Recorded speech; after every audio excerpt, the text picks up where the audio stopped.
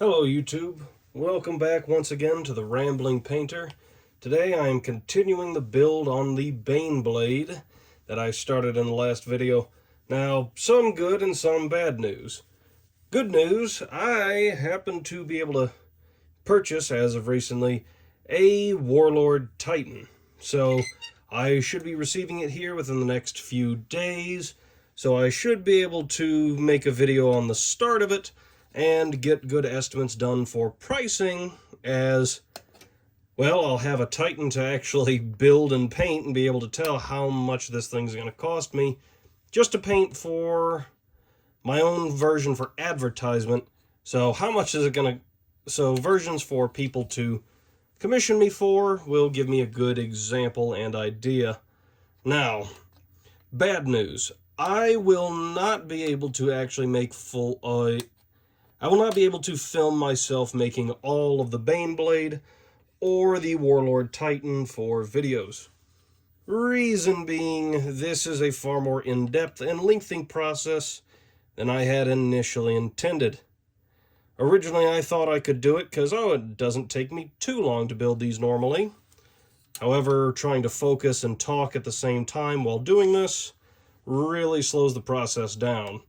And my hour-long video last time, where only about 30 minutes of it was me actually building, as I got too focused on talking or trying to read the instructions while talking, that it kind of just slowed the whole thing down. So I'm going to work on the second part of the treads today. I will probably get through those, but that will be about all I'll end up doing probably for building in the video. I'm probably going to focus on getting this done today so I can get started on making a video of painting it. Now, before I get too far, before I talk any further on anything like that, let's kind of get on to today's subject. So, today, I think I'm going to ramble a bit about, and rant slightly, about the differences in terms of PvP in most video games between a few different kind of genres, and the pluses and minuses of both of them. First and foremost, I have no disdain for or actual malice behind anything I'm going to suggest or say in this video today. They're just kind of my opinions on these types of games, not the particular ones in suggestion, because not all of the games I'm going to bring up have or will always be that way. Some of them will probably change with different iterations or groupings, because a good example of one I'm going to bring up is Call of Duty. Now, I play Call of Duty mostly to waste my own time, because I find it a good time waster. And I say that meaning in a good way, because to me, if I don't feel like paying much attention and just playing a game, something to pass the time, I play Call of Duty. That is not to say that Call of Duty is a waste of time. It just helps me waste my time faster. I don't know if that makes it sound any better, but hopefully you understand what I mean. Now, but today what I specifically want to talk about between the differences are what I like to call the kind of like the four variations, or five variations technically, in terms of video games for multiplayer purposes and player versus player content. Now, to me, the groupings are kind of like this. You have what I like to call or as most people call them, looter shooters. You have looter shooter PvP. You have operator shooters. You have ability shooters, as I'm going to call it, because if I used class at the front of it, like many people call them classes, Titan and Warlord, those are classes, but if I called it that and ended with how I'm ending the rest of these, I would probably easily get demonetized, or people would kind of get mad for a lack of realization. So ability shooters, and then we've got I guess the best way to put it is just design shooters or weapon-focused shooters.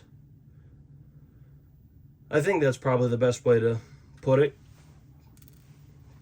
And I'll go into kind of more depth on what I'm getting at with this here in just a moment.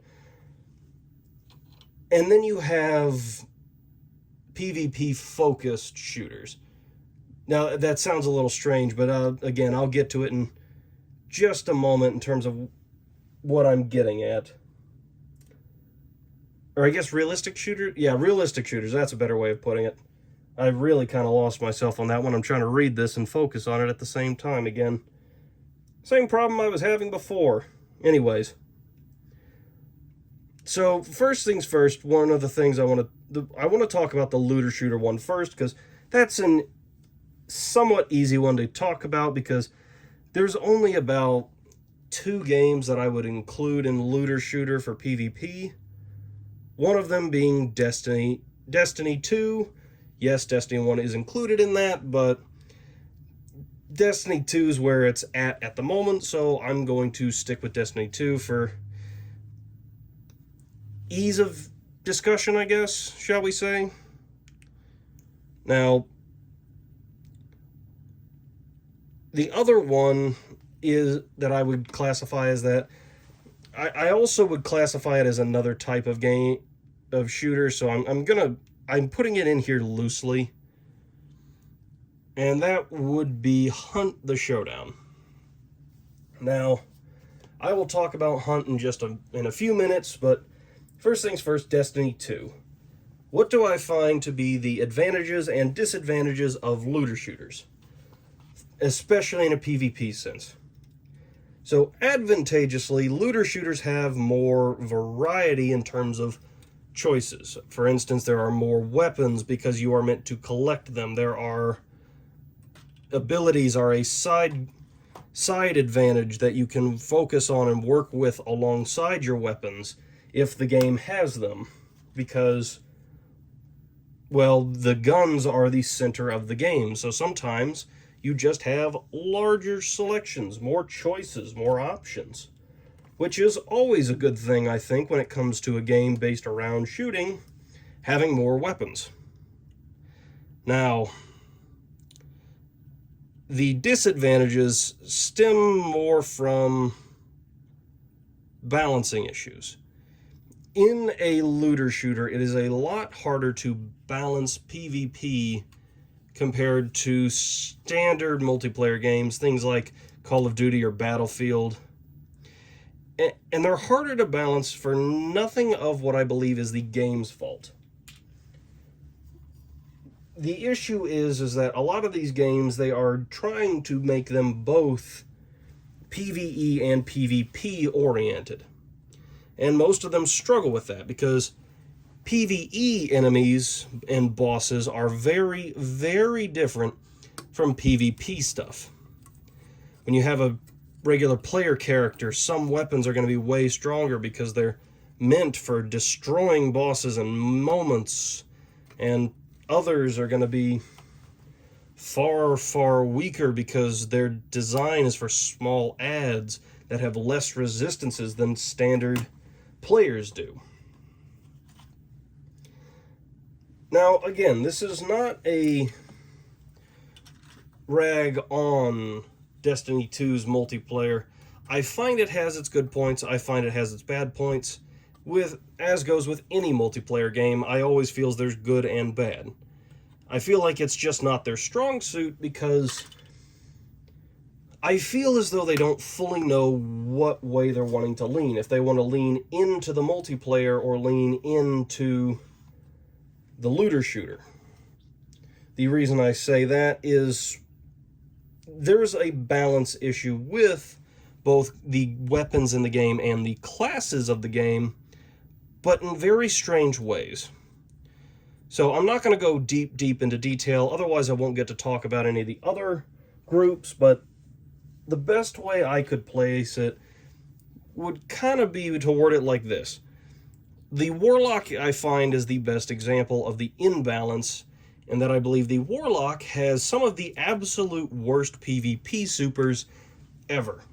Most of the supers for Warlock appear and feel as though they are rather weak, giving poor armor and protection when popping. Their damage is somewhat minimal in comparison to others, or their ability to use it is rather restrictive, with only one of their supers really being good for PvP, and also being basically overpowered in most cases, and that is the Well of Radiance super, which basically its function is to continuously heal your character at an extremely accelerated rate to normal healing rifts, and it increases your damage, and it is basically, once somebody is standing in those, without using another super, and more specifically a high damage super, something a la Nova Bomb, Thunder Crash, or something like that, chances are you're not beating that Warlock at all. Their damage boost and health boost all culminate into very, very hard to defeat once they're in place.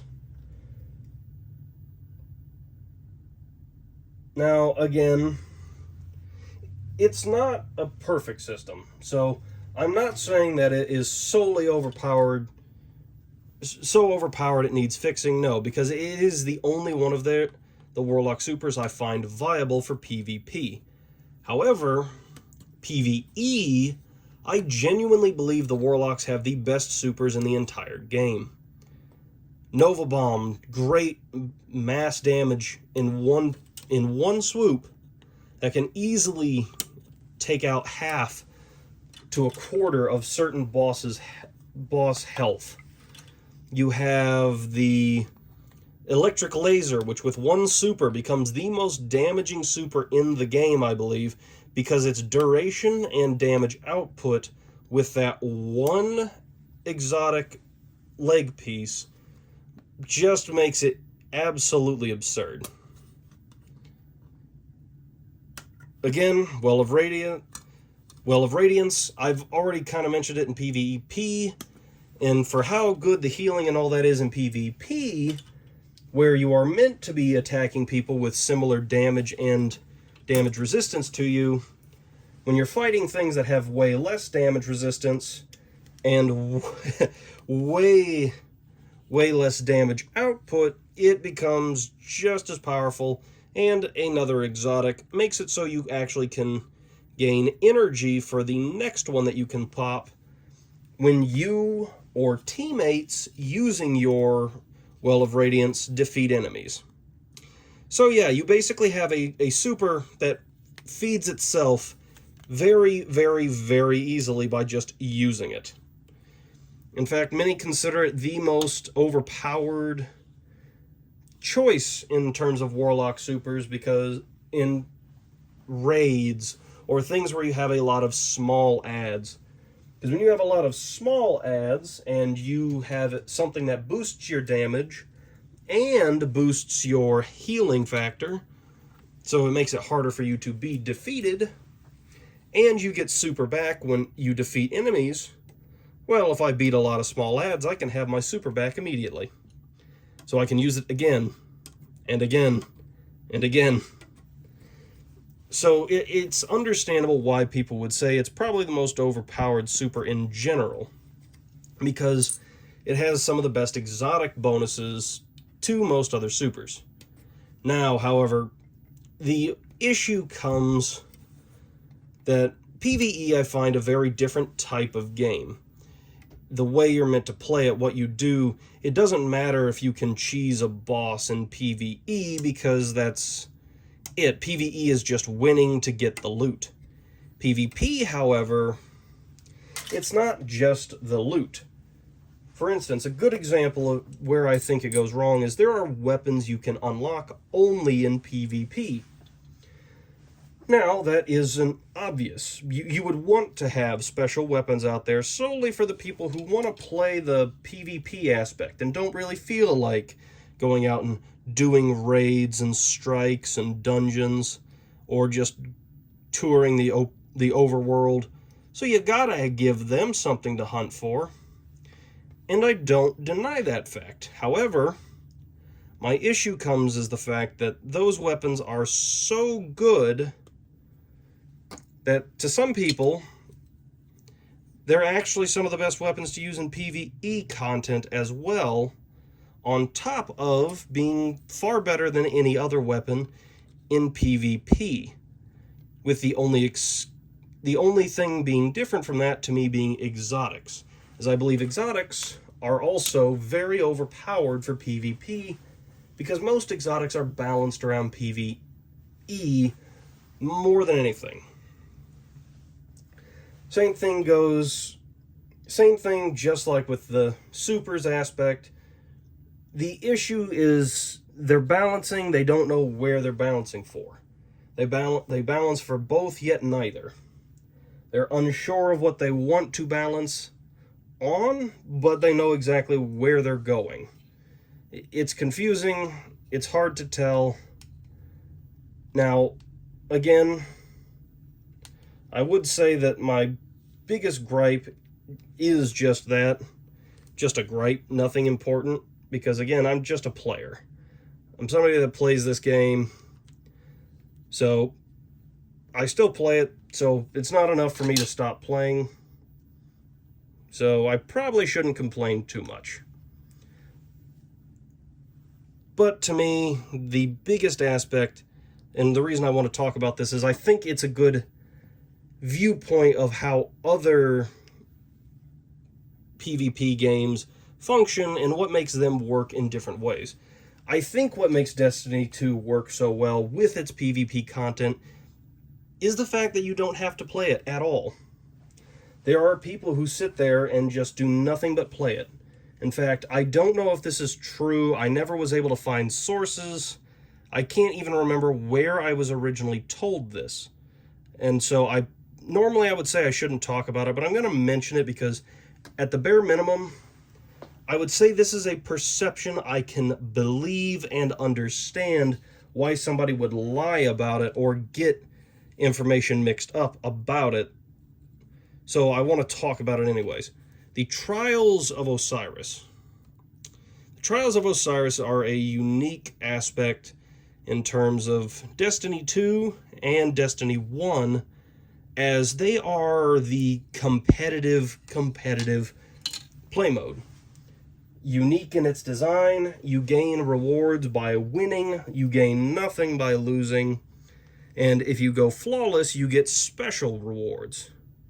Meaning that you only gain there are some things locked behind only being able to beat everyone you go against without failure. Now again, that in and of itself is not bad, because it is meant for people who are very talented and skilled at the multiplayer. But again, these weapons are some of the best in the game. In fact, during Destiny 1, they were the only primary-esque weapons that would have fire. They would have solar or void or lightning damage to them. So if you wanted energy damage that was not from energy weapons, you had to beat these things. It was not well balanced, it was not well thought out, but my complaint, and the reason I say that the PvP is kind of bad and poorly designed, it stems from something I experienced firsthand. Now, the thing that I was talking about, what some people believe or was documented or something, again, I don't know the sources for this, I apologize, but the reason people could believe this if told, many people could believe this if told, it was the statement that of all players that play Destiny 2, the total number of players that have gone flawless in Destiny 1's Trial of Osiris, the total number of players was roughly around, I believe it was 1%, so a tenth of a percentage of players was all that had gone flawless. Now that is probably not true. It might be more like 10% of players went flawless. I could see that through how many people would just stop playing in general because it's a looter shooter. So once you've beaten the story, what's the point in gaining the exotics when you don't get anything? So I can see 10%, but a tenth of a percent, the reason I could believe it is something I experienced firsthand, and I'm sure more than a few other people did as well. And especially in Destiny 1, because Trials was not easy. In fact, they actually made Trials easier in Destiny 2 for that exact reason, because in Destiny 1, the problem with Trials was, I believe it was 9 games you had to win without losing a single one to get any of the special loot. You got one boon that either gave you an extra win, you got it that stopped a loss from happening, and another one that I don't remember because I don't think anybody ever used it because it was just that bad of a boon. Now, I experienced firsthand essentially the reason why most people didn't go flawless, and it was gatekeeping by people who did. Now, I know that sounds strange. Gatekeeping against... Sure. I had... The very first time that Osiris came out with special ornaments for your outfits, you could only gain one a week by going flawless, and there were 5 pieces. I remember jumping on, and it was about the 5th or 6th week after Trials had started that, because all the friends that I had that played were available. We got together, we started playing Trials, and then the big thing happened. We were 8 wins in, 8 of the 9, we were 7 wins in, 7 of the 9. We had lost our boon of salvation, or whatever it was, that made it so we didn't have a loss, but we only needed to win 2 more games. The very next game we got into, we were faced with 3 people, all decked out in the complete ornament armor of the Trials. And they had all Trials weapons. These were people that solely play Trials every time it's out. And they beat us no contest. We did not win a single round. We could not put up a fight. And in fact, I want to say it was the 5th week, actually, because it was basically the week where you would have been able to get the final armor piece. These guys had everything. So they had nothing more they could gain that week besides just getting different rolls on their Osiris weapons. They couldn't go flawless again and get any of the special weapons. They could just get baseline Osiris weapons, because once you go flawless, they don't reward you for going flawless again that week. Essentially because they want to have more people who go and play. So they want more people to attend and people that go flawless to go play something else. However, these people don't go and play something else. Many of them sit around and do their best to keep hold of the title to ensure fewer people actually get it. Because this is what ended up happening. We lost to them, and I saved their names, and the very next round, we won. We had 1 loss, and that was to people who had already flawless the Trials as much as they could and got all the special things out of it. They had no reason to keep playing. So after we won that next one, I specifically messaged them and I asked, Why are you still playing the trials? You are the only reason we didn't go flawless, and you have already completed it. Why were you still playing? And their exact response to me was, so people can't go flawless. There were people who were deliberately playing to stop people from going flawless, because there were unique weapons, unique armors, and eventually not everybody would get it because not everyone was playing it, but they wanted to make sure that nobody could get it that they felt didn't deserve it by beating them.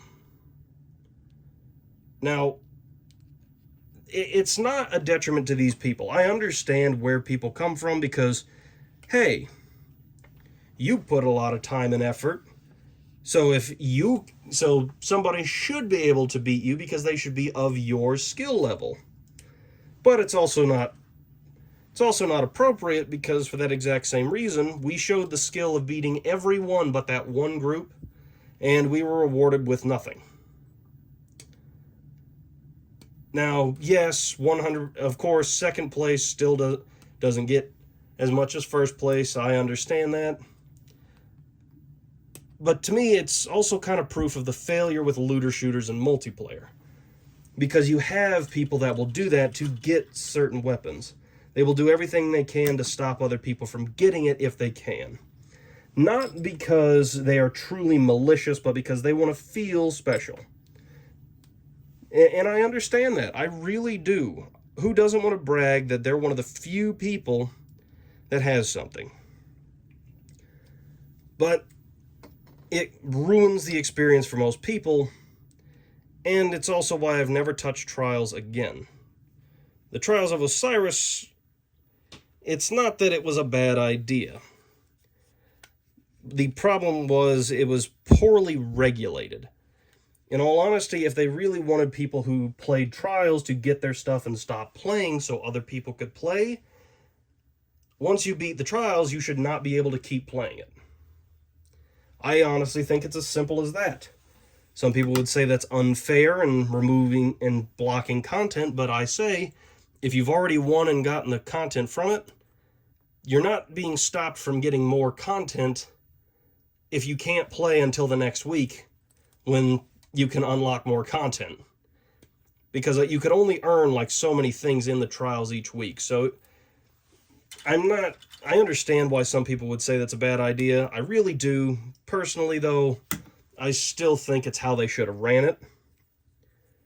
But that's the issues with looter shooters sometimes in their design differences. Now, with character shooters I find to be a more in-depth version of the operator shooters, which I haven't talked about yet, but let's start with character shooters because I find them a lot easier to define, shall we say. Character shooters are typically shooters where you play a character, but you have abilities to that character. For instance, good example, Team Fortress 2, Overwatch, League of Legends, all of these games you are playing a character with unique abilities, tools, and weapons to those characters. An operator shooter I would define as basically what Call of Duty has become.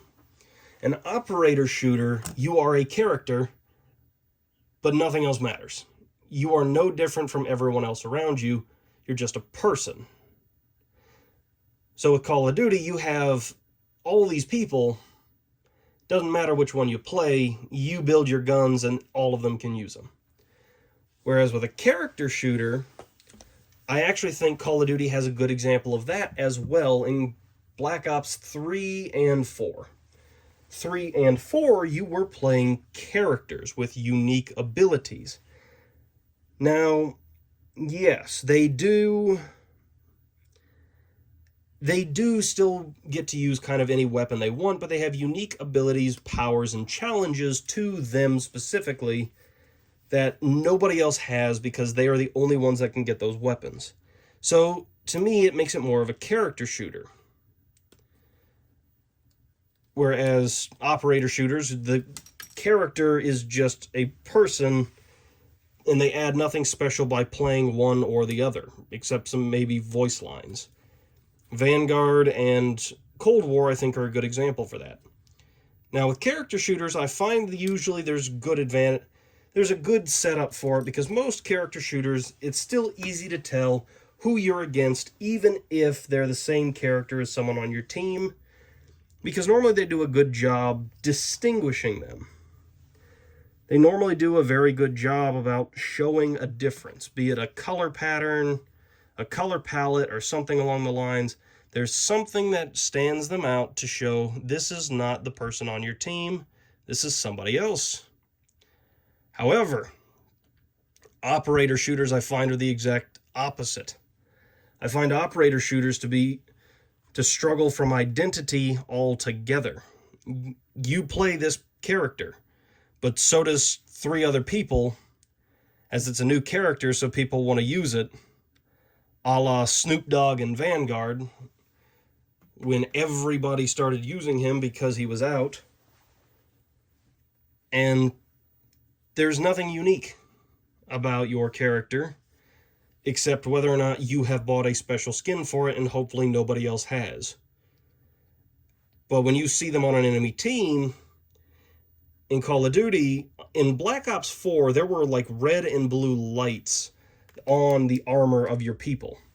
So if they were blue, they were friendly. If they were red/orange, they were enemies. It was a decently good system.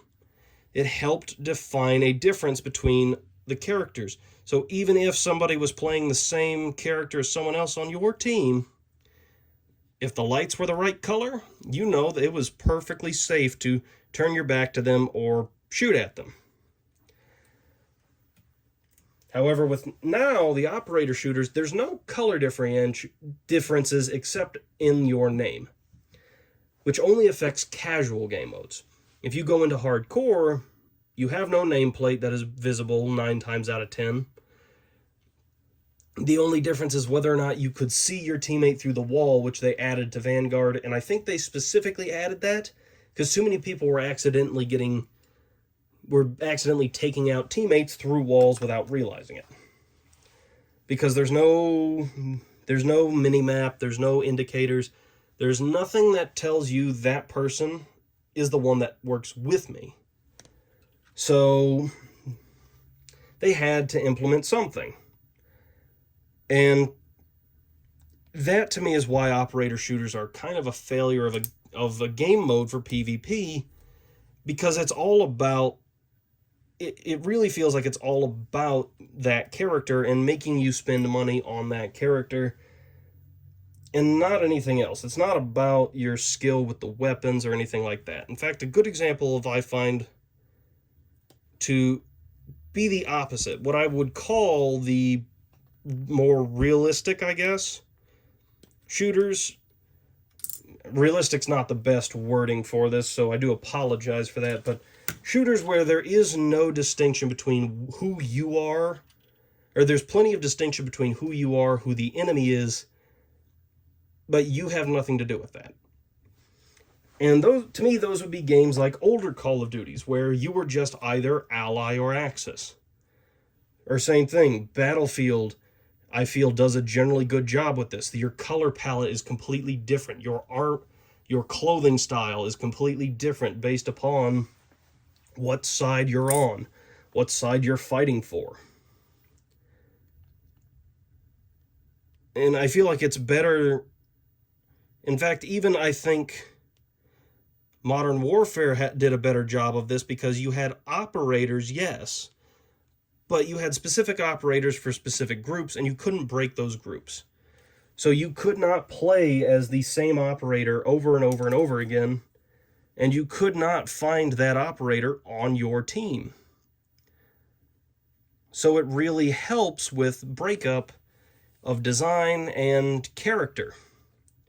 So you don't run into the problem of 50 of the same person in one lobby and nobody can tell who's who. I genuinely believe that the operators in Modern Warfare 2019, I guess I should say that, I feel are one of the best implementations of the operator system to date when it comes to multiplayer games. I feel like nobody else has figured out how to do it since then, including Call of Duty themselves. I feel like they lost touch with that fact as well. They kind of didn't pay attention to it. They just rolled with what they thought they wanted. And now we have 50 of the same person, and it's hard to tell who's who if you play any mode other than normal casual mode.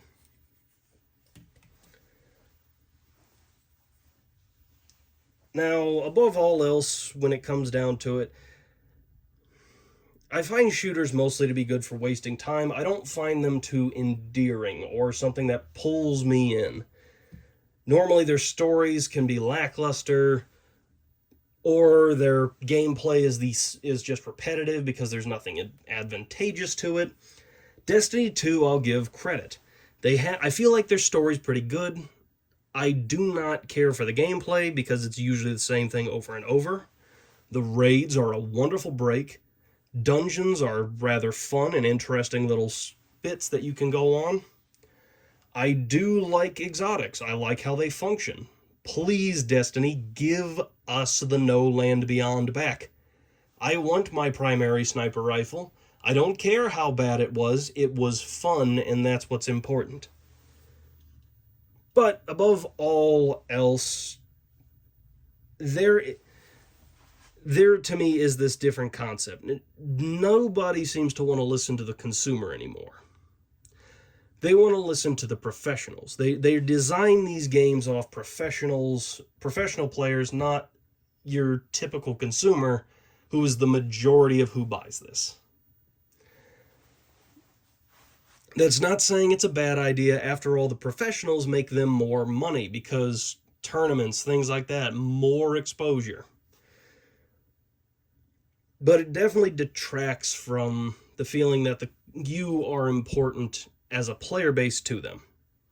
I remember when Call of Duty made special events. I remember getting the boxing gloves, and I think it was Call of Duty, I think it was Black Ops 3, or maybe it was Black Ops 4.